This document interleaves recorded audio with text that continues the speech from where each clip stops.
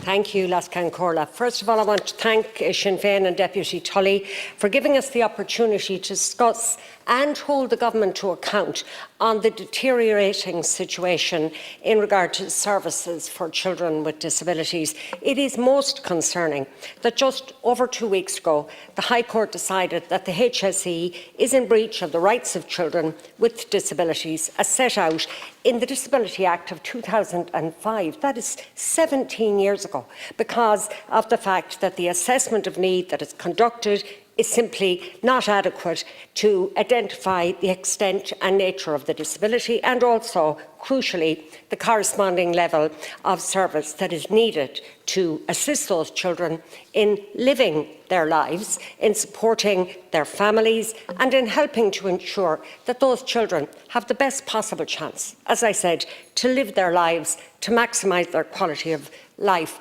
just like every other citizen of this state. To be honest, Minister, I'm shocked by what's happened, because I have sat in this chamber and I have heard time and time again that progress was being made, real progress was being made in the assessment of needs of children with disabilities.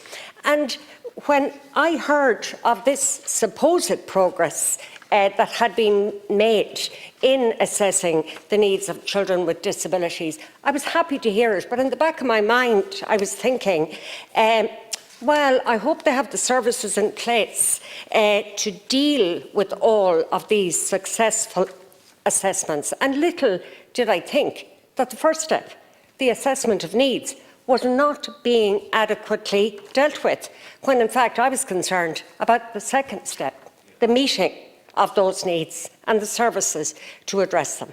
So the question is, are we moving children from one list to another? Can you clarify the difference between screening and assessment? Can you tell me why I listened carefully to what was being said here in the Dáil, thought that this assessment was taking place, that it was virtually completed, not pre-assessment, not screening, that it was done and dusted.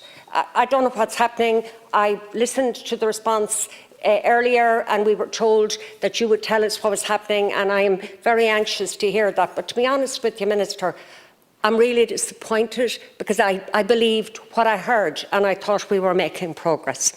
Now, from the perspective of my own constituency, in the last 12 to 15 months I've been raising the issue that the CHO1 area, which is Sligo, Leitrim, Donegal, Cavan, Monaghan, be included as part of the school inclusion model, which delivers a range of in-school supports and therapies, speech and language therapy, occupational therapy, etc. The idea is that SNAs would be fully trained and would be allocated as needed, and that additional professional supports would be available to schools. Now, 3 years ago, the Government approved the setting up of the first pilot programme. I understand COVID intervened. This pilot programme was in CHO7, your own constituency is part of that, but we were told that the programme would be extended. Time and time again I've asked for this to be extended to CHO1, and we are still awaiting a response for this. And the reason that I've done this is that the most recent information that I have to hand, for example, in regarding to the provision of speech and language therapists, we have 32 whole-time equivalent positions allocated, but only 19.4 filled. And it's similar stories, not as bad, but similar in regard to social workers, physiotherapists, occupational therapists. Many positions remain unfilled. And I believe if the region was included in the next phase of the pilot programme, it would make a real difference. I don't need to tell you, Minister, that the numbers of children who are awaiting services for CAMS increases year on year.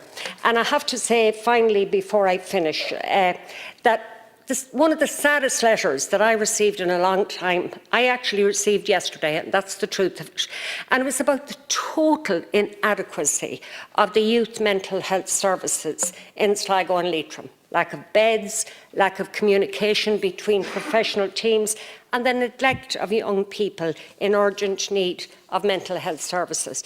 Minister, it's a dreadful thing that a TD or any public rep has to say to a parent who rings them trying to get their child into CAMHS that the only advice I can give you is to bring your child into accident and emergency and don't leave until you get your child into the service. I hate doing it. From the bottom of my heart, I hate doing it because A&E is full of people who need immediate help.